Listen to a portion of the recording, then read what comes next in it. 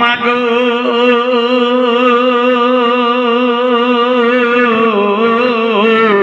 তুমি যেই জায়গাতে আছো আমিও সেই জায়গায়। এ ফাতেমা, তোমার বাপের খবর আমি জানি না, তোমার বাপের খবর একমাত্র আল্লাহ ছাড়া কেউ জানে না। সুবহানাল্লাহ। ফাতেমা রে, তোমার বাপ কোথায় গিয়েছে আমি জানি না।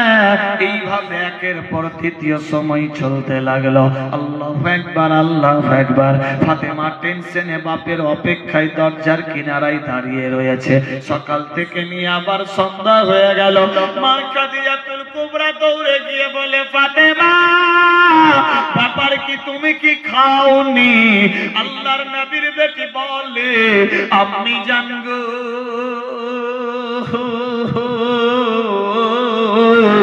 খাবার খেতে বসলে বাপের খেয়াল পড়ে, সব সময় আব্বাকে নিয়ে টেনশন হয়, আমার আব্বা জান কোথায় রয়েছে জানি না।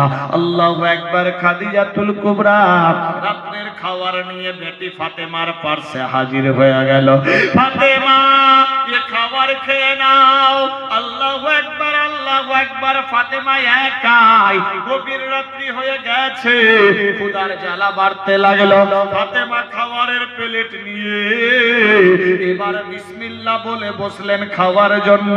রুটি ছিঁড়ে মুখের মধ্যে দেবে, আচানক কে যেন আওয়াজ দেয়, ফাতেমা তোমার পেটের মধ্যে ক্ষুধা, খাবার খেতে বসেছো।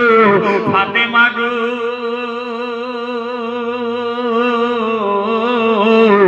তুমি যে বাপ পিয়ারি বেটি, বাপকে বলে বেশি ভালোবাসো, তোমার আব্বা কি খেয়েছে কি খাইনি? কোথায় তোমার আব্বা? খবর না নিয়ে তুমি কি করে একা একা খেতে বসলা? সুবহানাল্লাহ। ফাতেমা, তুমি বাপ পিয়ারি বেটি, বাপকে বলে জীবন চাইতে বেশি ভালোবাসো, তুমি বলে তার মায়ের মতো। ফাতেমা, তোমার বাপ কি খেয়েছে কি খাইনি তুমি খবর নিলে না? তোমার আব্বা কোথায় তুমি খবর না নিয়ে খাবার খেতে বসেছো? ফাতেমা চমকে গেলেন। সত্যি তো, ডানে দেখছে কেউ নাই, বামে দেখছে কেউ নাই, সামনে কেউ নাই, পেছনে কেউ নাই, ওপরে দেখছে কেউ নাই, চতুর সাইডে কেউ নাই, কিন্তু এ আওয়াজ দিল তো দিল কে? আল্লাহু আকবার, ওয়াল্লাহি আলম জানে। ফাতেমা চমকে গেলেন, খাবার আর খেলেন না। আল্লাহু আকবার। ওই রকম প্লেট রেখে দিলেন। 2 দিন পেরিয়ে গেল।